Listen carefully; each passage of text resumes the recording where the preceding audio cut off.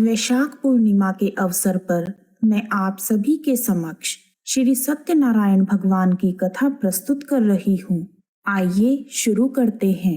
बोलो सत्यनारायण भगवान की जय। एक बार नैमिषारण्य में तपस्या करते हुए शौनकादि ऋषियों ने सूत जी से पूछा कि जिसके करने से मनुष्य मनोवांछित फल प्राप्त कर सकता है, ऐसा व्रत या तप कौन सा है।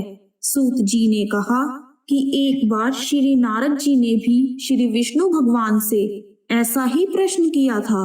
तब श्री विष्णु भगवान ने उनके सामने जिस व्रत का वर्णन किया था वही मैं आपसे कहता हूँ। प्राचीन काल में काशीपुरी में एक अति निर्धन और दरिद्र ब्राह्मण रहता था। वह भूख प्यास से व्याकुल हो भटकता फिरता था। एक दिन उसकी दशा से व्यथित होकर भगवान विष्णु ने बूढ़े ब्राह्मण के रूप में प्रकट होकर उस ब्राह्मण को सत्यनारायण व्रत का विस्तार पूर्वक विधान बतलाया और अंतर्धान हो गए। ब्राह्मण अपने मन में श्री सत्यनारायण व्रत करने का निश्चय करके घर लौट आया और इसी चिंता में उसे रात भर नींद नहीं आई। सवेरा होते ही वह सत्यनारायण भगवान के व्रत का संकल्प करके भिक्षा मांगने के लिए चल दिया। उस दिन उसे थोड़े ही परिश्रम में बहुत अधिक धन धान्य भिक्षा में प्राप्त हुआ। सायंकाल घर पहुंचकर उसने बड़ी श्रद्धा के साथ श्री सत्यनारायण भगवान का विधि पूर्वक पूजन किया। भगवान सत्यदेव की कृपा से वह थोड़े ही दिनों में धनवान हो गया। वह जब तक जीवित रहा तब तक महीने के महीने श्री सत्यनारायण भगवान का व्रत और पूजन करता रहा। यह देह छोड़ने के बाद वह विष्णु लोक को प्राप्त हुआ। सूत जी पुनः बोले कि एक दिन वह ब्राह्मण अपने बंधु बांधवों के साथ बैठे ध्यान मग्न हो श्री सत्यदेव की कथा सुन रहे थे। तभी भूख प्यास से व्याकुल एक लकड़हारा वहां जा पहुंचा। वह भी भूख प्यास से व्याकुल कथा सुनने के लिए बैठ गया। कथा की समाप्ति पर उसने प्रसाद ग्रहण किया और जल पिया। फिर उसने ब्राह्मण से इस कथा के बारे में पूछा और उसने बताया कि यह सत्यनारायण जी का व्रत है जो मनोवांछित फल देने वाला है। पहले मैं बहुत दरिद्र था, इस व्रत के प्रभाव से मुझे यह सब वैभव प्राप्त हुआ है। यह सुनकर लकड़हारा बहुत प्रसन्न हुआ और मन ही मन श्री सत्यनारायण भगवान के व्रत और पूजन का निश्चय करता हुआ लकड़ी बेचने के लिए बाजार की ओर चल पड़ा। उस दिन लकड़हारे को लकड़ियों का दुगना दाम मिला। उन्हीं पैसों से उसने केले, दूध, दही आदि सभी पूजन की सामग्री खरीद ली और घर चला गया। घर पहुंचकर उसने अपने परिवार और पड़ोसियों को बुलाकर विधि पूर्वक सत्यनारायण भगवान का पूजन किया। सत्यनारायण की कृपा से वह थोड़े ही दिनों में संपन्न हो गया। सूत जी ने फिर कहा कि प्राचीन काल में उल्कामुख नाम का एक राजा था। वह और उसकी रानियां दोनों बड़े ही धर्मिष्ठ थे। एक समय राजा रानी भद्रशीला नदी के किनारे श्री सत्यनारायण भगवान की कथा सुन रहे थे कि एक बनिया भी वहां आ पहुंचा। उसने रत्नों से भरी अपनी नौका को एक किनारे पर लगा दिया और स्वयं भी पूजा की जगह बैठ गया। वहां का चमत्कार देख उसने राजा को इसके बारे में पूछा। राजा ने बताया कि हम विष्णु भगवान का पूजन कर रहे हैं। यह व्रत सभी मनोकामनाएं पूर्ण करने वाला है। राजा के वचन सुन और प्रसाद पा बनिया अपने घर चला गया। घर पहुंचकर उसने अपनी पत्नी से व्रत के बारे में बताया और संकल्प किया कि मैं भी संतान होने पर यह व्रत करूंगा। उसकी पत्नी का नाम लीलावती था। सत्यदेव की कृपा से वह कुछ ही दिनों बाद गर्भवती हो गई और 10 महीने पूरे होने पर उसने एक कन्या को जन्म दिया। कन्या का नाम कलावती रखा गया और वह चंद्रमा की कलाओं के समान नित्य प्रति बढ़ने लगी। एक दिन अवसर पाकर लीलावती ने अपने पति को सत्यदेव का व्रत करने की बात याद दिलाई। उसने कहा, मैं यह व्रत कन्या के विवाह के समय करूंगा। यह कहकर बनिया अपने कारोबार में लग गया। जब वह कन्या विवाह के योग्य हुई तो उसने दूतों द्वारा खोज करवाकर कंचनपुर नगर के एक बनिए के सुंदर, सुशील और गुणवान बालक के साथ विवाह कर दिया। फिर भी बनिए ने सत्यनारायण भगवान का व्रत नहीं किया। इससे श्री सत्यनारायण भगवान अप्रसन्न हो गए। कुछ दिनों बाद बनिया अपने दामाद को साथ लेकर समुद्र के किनारे रत्नसारपुर में व्यापार करने लगा। एक दिन रत्नसारपुर के राजा चंद्रकेतु के खजाने से चोरों ने बहुत सारा धन चुरा लिया। राजा के सिपाही चोरों का पीछा कर रहे थे। चोरों ने जब देखा कि सिपाहियों से बचना कठिन है, तो उन्होंने राजकोष से चुराया हुआ धन एक जगह फेंक दिया और स्वयं भाग गए। वहीं बनिए का डेरा था। सिपाही चोरों को ढूंढते हुए उसी जगह पहुंच गए और उन्होंने दोनों बनियों को चोर समझकर पकड़ लिया। राजा ने दोनों को जेल में डालने का आदेश दे दिया और उनका धन कोष में जमा कर दिया। श्री सत्यदेव के कोप से लीलावती और कलावती भी बड़े दुख से जीवन व्यतीत कर रही थी।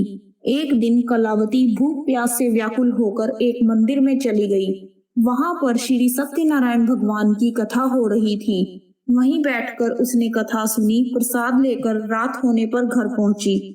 माता के देरी का कारण पूछने पर उसने यह सब बात कह दी। उसकी बात सुनकर लीलावती को अपने पति की भूली बात याद आ गई और उसने श्री सत्यदेव के व्रत का निश्चय किया।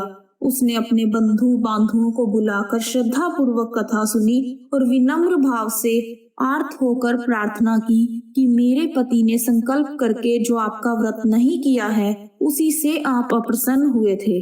अब कृपा करके उनका अपराध क्षमा करें। लीलावती की प्रार्थना से श्री सत्यदेव प्रसन्न हो गए।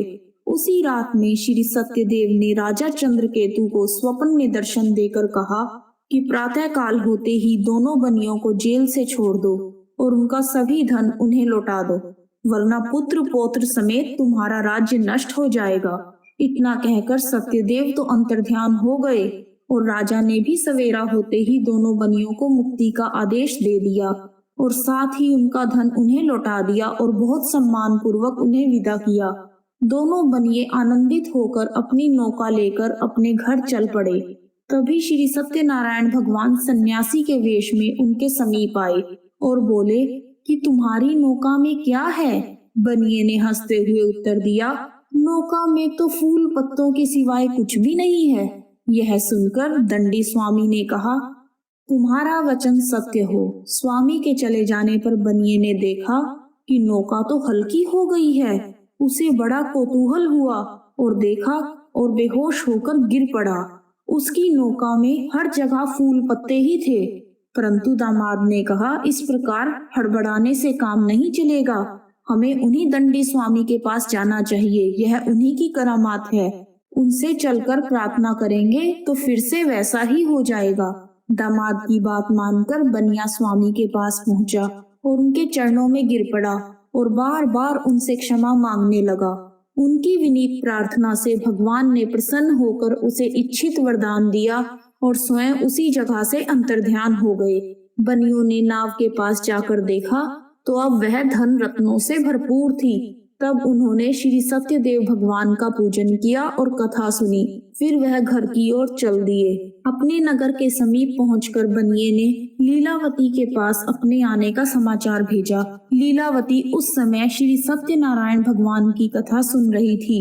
उसने अपनी पुत्री कलावती से कहा कि तुम्हारे पति और पिता आ गए हैं। मैं उनके स्वागत के लिए चलती हूँ। तुम भी प्रसाद लेकर शीघ्र ही नदी तट पर पहुँच जाना। कलावती प्रसन्नता के कारण इतनी विमुग्ध हो गई कि वह कथा का प्रसाद लेना ही भूल गई और तुरंत ही नदी के तट की ओर दौड़ पड़ी। वह ज्यों ही नदी के किनारे पहुंची, उसके पति समेत नौका जल में डूब गई। यह देख बनिया हाहाकार करके छाती पीटने लगा। लीलावती भी दामाद के शोक में विलाप करने लगी और कलावती अपने पति के खड़ाऊं लेकर सती होने को उद्यत हुई। तभी आकाशवाणी हुई कि हे वणिक, तेरी कन्या सत्यनारायण भगवान के प्रसाद का निरादर करके पति से मिलने के लिए दौड़ी आई है। यदि वह प्रसाद लेकर फिर आएगी तो उसका पति जी उठेगा। यह सुन कलावती घर की ओर दौड़ गई और श्री सत्यनारायण भगवान का प्रसाद लेकर नदी के किनारे आई और क्या देखती है कि उसके पति समेत नौका जल पर तैर रही है। यह देख बनिया भी प्रसन्न हो गया और अपने घर पहुंच गया। वह जब तक जीवित रहा तब तक श्री सत्यदेव भगवान का व्रत करता रहा तथा श्रद्धा पूर्वक कथा को सुनता रहा। इसके पश्चात सूत जी बोले कि एक समय तुंगध्वज राजा शिकार खेलने के लिए वन में गया हुआ था। वहां उसने देखा कि एक बरगद के वृक्ष के नीचे बहुत से गोप ग्वाल इकट्ठे होकर श्री सत्यनारायण भगवान की कथा सुन रहे हैं। राजा ने न तो सत्यनारायण भगवान को नमस्कार किया और न ही पूजन के पास गया। गोपगण राजा को देखकर स्वयं प्रसाद लेकर उसके पास आए और प्रसाद राजा के सामने रख दिया। राजा ने प्रसाद की कुछ परवाह नहीं की और महल की ओर चला गया। राजद्वार पर पहुंचते ही राजा को मालूम हुआ कि उसके पुत्र पौत्र और धन संपत्ति सब नष्ट हो गए हैं। उसे वन की घटना स्मरण हो आई और उसने विचार किया कि श्री सत्यदेव के प्रसाद का निरादर करने के कारण मुझे यह दुख प्राप्त हुआ है। यह सोचकर राजा पुनः वन में दौड़ा गया और सब गोप ग्वालों के साथ मिलकर श्रद्धा और भक्ति के साथ श्री सत्यदेव भगवान का पूजन करके प्रसाद ग्रहण किया। इसके बाद वह जब घर पर लौट आया तो उसके मृत पुत्र पौत्रादि सभी जी उठे और नष्ट हुई संपत्ति भी ज्यों की त्यों हो गई। तब से राजा जीवन भर समय समय पर श्री सत्यदेव भगवान का पूजन और व्रत करता रहा। जय श्री सत्यनारायण भगवान। इस प्रकार श्री सत्यनारायण भगवान की कथा पूर्ण हुई। कहानी सुनने वालों का भी भला और सुनाने वालों का भी भला। यदि आपको वीडियो पसंद आया है तो कमेंट बॉक्स में जय श्री सत्यनारायण भगवान लिखना ना भूलें। आप सभी का हार्दिक धन्यवाद। हरि बोल हरि बोल हरि हरि बोल। राम बोल राम बोल राम राम बोल।